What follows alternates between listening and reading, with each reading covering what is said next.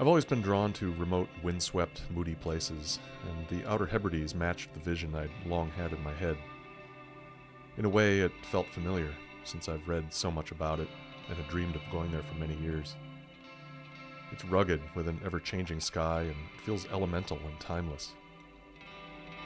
Adding to the feeling the islands conjure is only enhanced by the journey to get there. It's just so far from home for me.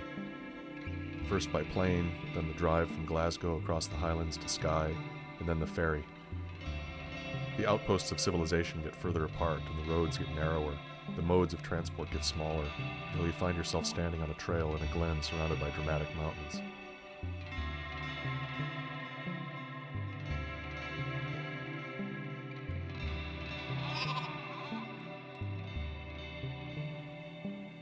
To dive in a cove beneath the lighthouse was incredibly picturesque and poignant.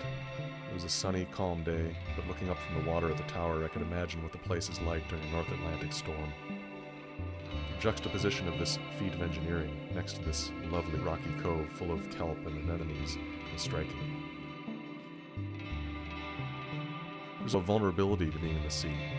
It makes you feel small and fragile, and there's value in that in a world where we otherwise feel largely safe and in control. But then, to respect the ocean and move in it, there's also a welcoming comfort that is present, like going back to a primal state.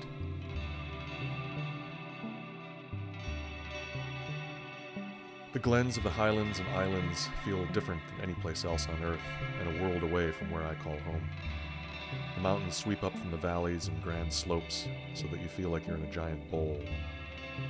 The walk to the North Harris Eagle Observatory got more dramatic as we went, with the peaks rising on either side, a meandering stream cutting down the glen, and views that revealed themselves with every crest of a hill.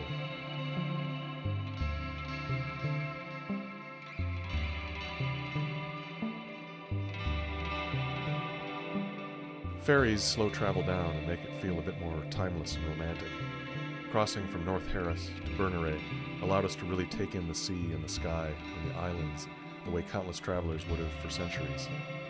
This really is a maritime part of the UK.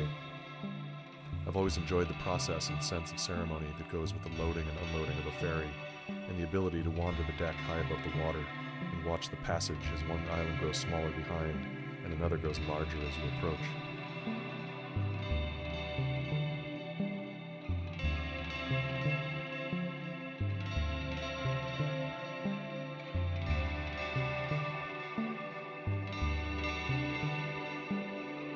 We arrived at Hushnish to a brooding sky and a stiff breeze, which was a stark change from the sun and warmth inland.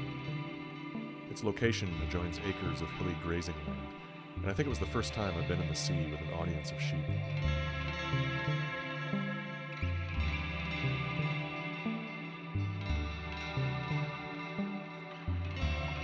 To be underwater is to visit another world, and yet it's right there, all around us. You're weightless, swimming among the most exotic and alien creatures your imagination can conjure. No matter whether it's in a tropical sea or a freshwater lake, diving requires specialized equipment that's built to withstand the unforgiving nature of the sea. Water pressure and salt and bashes on rocks and boat ladders. It really encourages you to own and use well-made gear and maintain it, whether that be a breathing regulator, a pair of good fins, or a diving watch.